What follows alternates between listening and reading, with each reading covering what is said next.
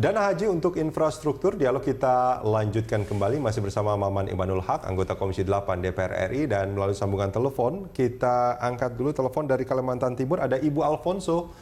Selamat pagi Ibu Alfonso. Ya, selamat pagi. Assalamualaikum Pak Maman. Waalaikumsalam warahmatullahi. Silakan Ibu. Iya Pak Maman, alhamdulillah Bapak mengangkat tentang haji ini ya. Di benak kita itu sering sekali menanyakan kok daftar haji, kok berangkatnya sampai 20 tahun itu uangnya itu dikemanakan dulu ya, gitu loh Pak. Nah, saya senang sekali Bapak mengangkat ini. Nah, yang kalau misalkan kita itu petani gitu ya Pak ya, mau daftar haji kan ngumpulinnya lama gitu ya. Terus di saat uang 20 juta, 30 juta kita sudah titipkan, di situ kita nggak tahu Pak, kita ini semua keluarga, iya duitnya di mana ya, duit sekian banyak ribu manusia ya. Nah itu yang menggunakan itu kan Masya Allah ya Pak ya, tanpa seizin yang punya. Berarti kadang-kadang mereka itu punya gelar apapun tidak entah halal dan haram, berkah dan enggaknya, hanya yang penting menguntungkan itu Pak. Makanya yang perlu didudukkan di bagian haji-haji seperti itu, tolong dicari orang-orang yang mengerti halal dan haram. Oke. Ibu Alfonso, maaf, Ibu, ya? Saya potong sedikit. Ibu Alfonso sudah daftar haji, Bu? Ibu saya sudah lama, Pak. Hampir berapa tahun? 15 tahun ya. Udah berangkat? Belum. Belum. Dan ibunya Ibu Alfonso ini nggak tahu uangnya itu dikemanakan ya? Ya, nggak tahu. Banyak kok keluarga kita yang pergi haji, Pak. Tapi kan nggak tahu uang ini dikemanakan. Nah, itu kan tanda tanya. Sedangkan kita kurang 1 juta aja sudah ditagih terus, kan gitu, Pak. Nah, sementara kita mau saja masih 2 tahun lagi kalau nggak salah itu, ya. Pak. Baik. Ya. Baik, Ibu Alfonso. Terima kasih banyak, Bu. Semoga coba, ibunya... Pak, itu dipelajari, Pak. Di mana uangnya, terus untuk apa, gitu. Ya. Kalau orangnya nggak ridho, biar dia belajar antara halal dan tidak, Pak. Pakai kopiah ganteng, bajunya putih, kan? Duduk di pemerintahan, yang pakai enak, Pak. Yang petani nyarinya setengah mati tuh, Pak. Ibu Alfonso, terima kasih banyak, Bu. Ya. Sudah bergabung bersama kami di Jurnal Pagi. Semoga ibunya segera bisa berangkat haji nanti, termasuk juga Ibu Alfonso. Nah, ini menarik sebetulnya. Ada sebetulnya sudah kita bahas di segmen awal-awal tadi bahwa belum tentu juga mereka ridho loh. Iya, betul. Uangnya yang 20-25 juta itu nggak tahu kemana sebetulnya mereka. Nah ini gimana? Ya, saya rasa sesuatu yang baik ya ketika Berita Satu mengangkat ini menjadi semacam edukasi bagi jamaah haji bahwa mereka punya hak, bahwa uang yang mereka gunakan untuk bayar itu perlu dipertanyakan kegunaannya untuk apa. Bukan hanya sekedar di mana disimpannya, lalu apa digunakannya.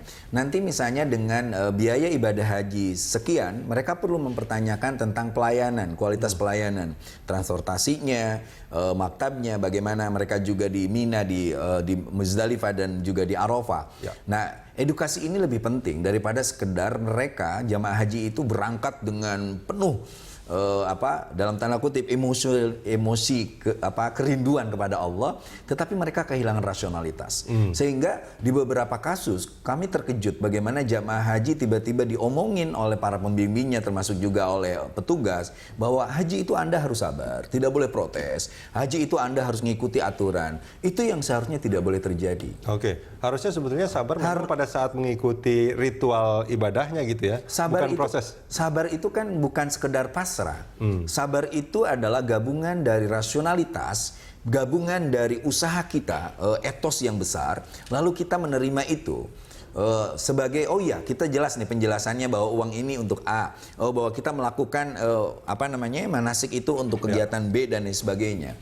Nah, termasuk juga edukasi ini menjadi sangat penting, terutama soal keuangan ini, sehingga kalau nanti badan ini sudah berdiri, kita bisa langsung mengakses web itu. Kalau DPR sendiri, Pak Maman, sebetulnya tahu nggak sih ini dananya sekarang dikelolanya seperti apa? Yang saya tahu ketika kasus ini akhirnya ada penyimpangan oleh mantan dirjen umrohnya, lalu juga menyeret 2 menteri malah, itu akhirnya dibekukan.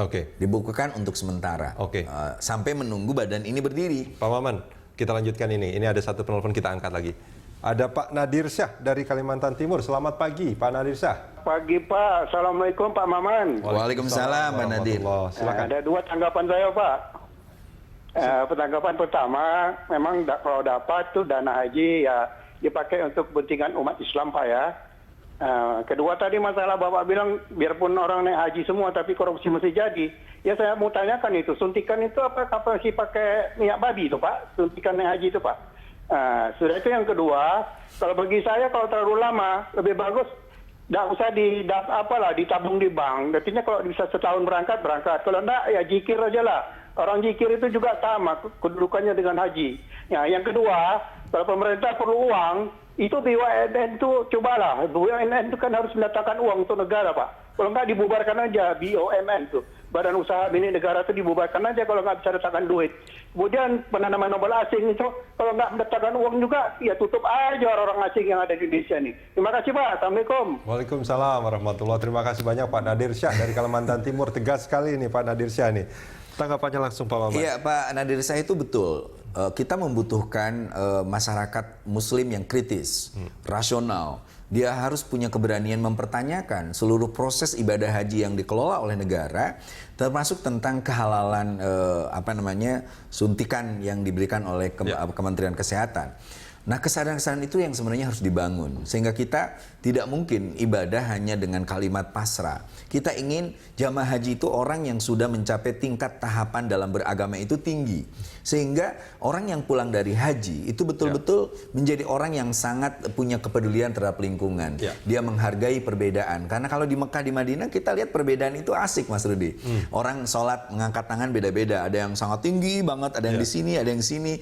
Tapi ada juga yang angkat tangan. Bahkan menurut cerita-cerita mereka yang sudah berangkat gitu, saya belum pernah berangkat. Iya, betul. Itu ada yang lagi sholat, ada handphone bunyi diangkat juga gitu. Iya, ada orang yang lagi sholat tiba-tiba kring-kring dia bilang ayo ana sholih kayak gitu. Artinya saya ingin mengatakan bahwa orang yang berangkat haji dengan proses yang benar, dengan diberikan pelayanan yang termasuk makanan, suntikan yang halalan thayyibat, itu akan melahirkan jamaah haji yang ke tempat ini, balik lagi ke negaranya, menjadi seorang yang insan kamil.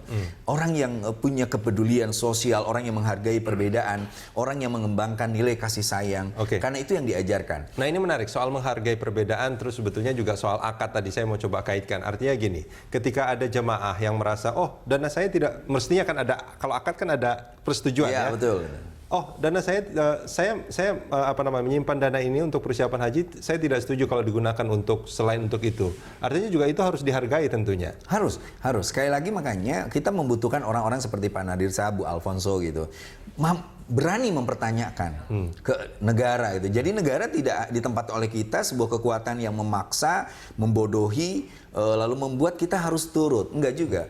Ini uang kita. Kita bayar pajak, apalagi ini uang yang kita serahkan untuk haji. Dan menurut Anda soal dana haji ini untuk pembangunan infrastruktur sebaiknya ini pemerintah harus simpan dalam-dalam dulu, artinya jangan dilontarkan terlebih dahulu sebelum Badan Pengelola Keuangan Haji ini terbentuk, baru di situ wacana ini didiskusikan kembali. Dua hal yang harus digarisbawahi kepada para pembantu presiden. Pertama, sebelum melontarkan ide dan gagasan itu, dia harus mengkaji dulu secara mendalam. Sehingga ide gagasan itu bukan hanya sekedar direspon, ribut dan sebagainya. Negara kita ini negara yang menuju kepada demokrasi yang kuat.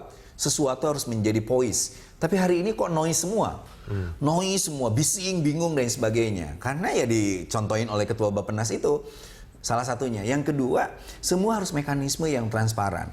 Sehingga DPR pun bisa mengawasi, DPR pun tahu sampai sejauh mana gagasan ini betul-betul bisa dipahami oleh umat. Kita akan membantu pemerintah untuk mensosialisasikan gagasan ini. Selama gagasan ini betul-betul bisa direalisasikan. Misalnya ada tahapan prioritas.